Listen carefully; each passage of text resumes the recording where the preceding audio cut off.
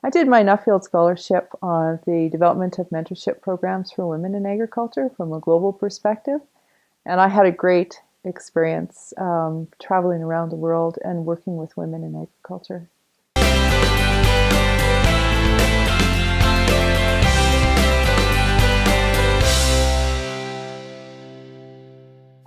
Really what inspired me was that women are the front line for food security and education in the world.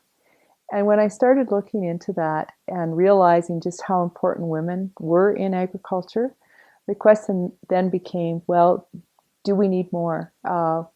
What other information do we need to forward our profession in agriculture as women? And can we be mentors to each other in that process? The Ideal Mentorship Program, and this is based on work studies that I did on mentorship around the world and specifically in Canada, what worked and what didn't work.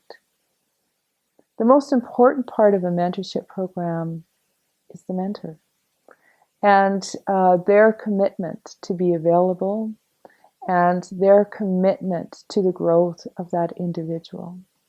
When I did an international survey of 3,900 women in 8 countries, and 50% said that, it was pretty well split, 50% said I need mentorship for personal growth, and 50% said I need mentorship for professional growth.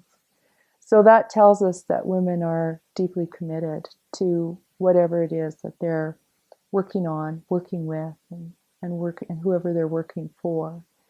So the Ideal Mentorship Program allows some face-to-face time. 30, 40, 50% is acceptable face time with your mentor, and also has follow-up. So 70% of the women who were mentored, and they were farmers aged 14 to 79, said that they continued with their mentor, male or female. It didn't matter if their mentor was male or female. They just felt it was so important to have that mentorship in their life. Formal mentorship programs for women are often short in duration and difficult to fund because you can't check the box off and say, okay, we've achieved this, we've written this test, or we've finished this. And what we do need to look at is a national program for women in Canada. And that's one of the things that I'm striving to do. Women need a few things specifically. The first one is financial literacy. And when I look at North American examples, banks are very clear that they have a tendency to have not a favoritism, but they're more comfortable lending to males. And they're asking for more detailed financial plans. And they're also encouraging women to ask for more. And of course, that helps them with their business line as well. Farm safety is still a really big issue. When you have to stand on a pail to start a ladder, the failure of farms to provide individual washrooms for women, safety for their children. Farm safety is actually a much bigger issue for women in agriculture than perhaps we've appreciated. Not only for themselves and their children, but many of the farms are, of course, run by women who have lost their husbands in farm accidents, as the majority of farm accidents do still happen to males. Urbanization is a big handicap to agriculture right now, so for women to find the appropriate help that is willing to move into middle management is difficult. But most certainly, financial literacy for all, teaching all boys and girls and reminding women as they go through and develop their business plans to ensure that they have financial literacy so that they're on a level playing field when it comes to accessing capital for their farms. Right now, I mentor 45 entrepreneurs in 8 different countries.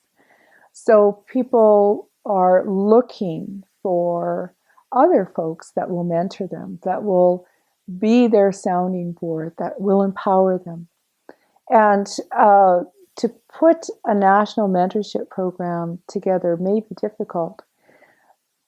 The key is, can we find models that have worked, and there are models that have worked, such as the Cattlemen's Young Leaders model.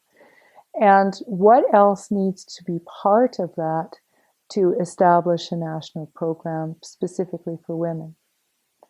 The truth is, we probably don't need a program specifically for women, because women have made it very clear that they don't see themselves as distinct in society.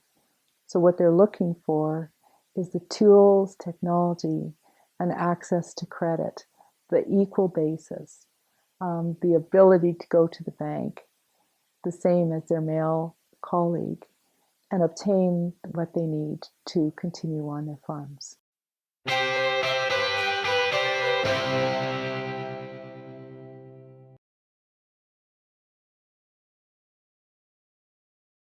It will focus on grit and grace, women who lead, feed, and beautify. And what I will talk about there is, again, I will start with some compelling stories, things that I've learned as I've gone. Key points to remember as we move ahead in our management style.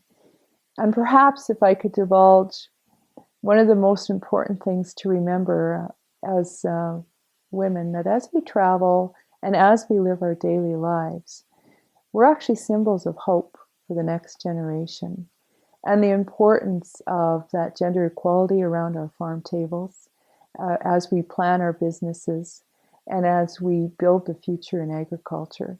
All of these things and much more will come into play in that presentation in Regina.